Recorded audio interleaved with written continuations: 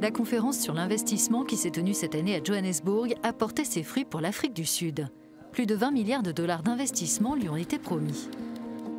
L'économie la plus industrialisée du continent africain est ainsi sur le point d'atteindre son objectif fixé il y a quelques années d'attirer 100 milliards de dollars sur 5 ans. Une ambition au cœur de la stratégie économique de réforme et de relance de son président. Cela fait bientôt 4 ans que nous nous sommes lancés dans l'ambitieux projet de lever 1200 milliards de rand de nouveaux investissements sur 5 ans.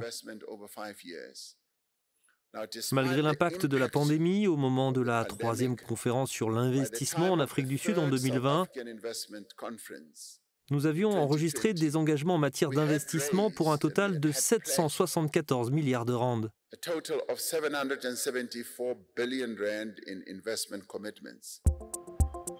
L'énergie fait partie des secteurs qui retiennent l'attention des investisseurs. Les pays du G7 ont annoncé qu'ils allaient engager 8,5 milliards de dollars pour aider le pays à se libérer de sa dépendance au charbon. L'un des investissements majeurs dont bénéficiera l'Afrique du Sud, ce sont les 400 millions de dollars promis par la Banque africaine de développement pour soutenir la transition énergétique du pays. La Banque africaine de développement croit en l'Afrique du Sud. Vous pouvez le voir dans ce que nous faisons. Le portefeuille d'investissement actuel de la banque dans ce pays s'élève à 3,2 milliards de dollars. L'industrie minière sud-africaine est une source importante de devises et d'emplois.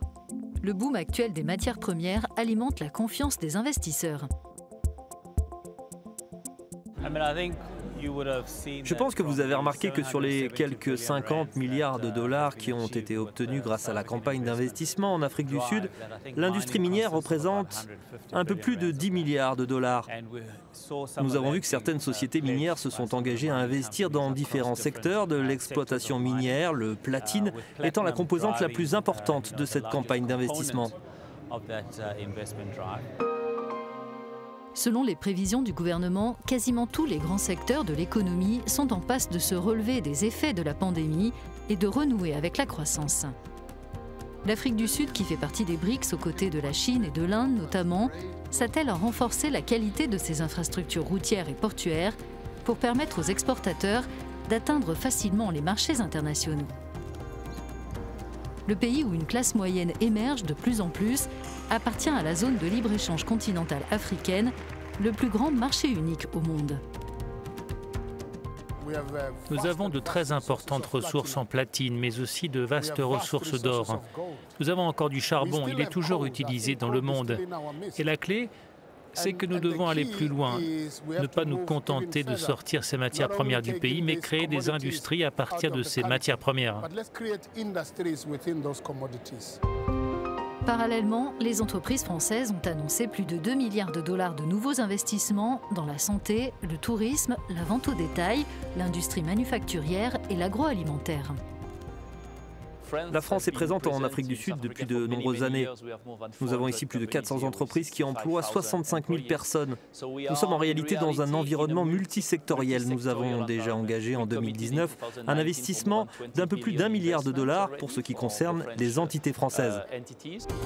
L'Afrique du Sud entend aussi devenir le hub du continent dans la recherche sur les vaccins et un acteur majeur du secteur pharmaceutique.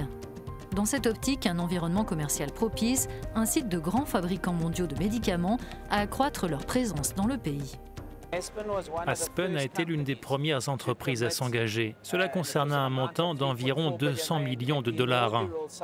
Lors de la première conférence sur l'investissement en Afrique du Sud en 2018, cet investissement visait à renforcer et à améliorer nos capacités en matière de produits stériles, ce qui a permis de transformer notre site dédié à Kébéra, dans la province du Cap-Oriental, en une installation panafricaine que nous mettons à la disposition du monde entier. La conférence sur l'investissement en Afrique du Sud a cette année encore contribué à la revitalisation de l'économie la plus avancée d'Afrique après des récessions répétées et des années de stagnation.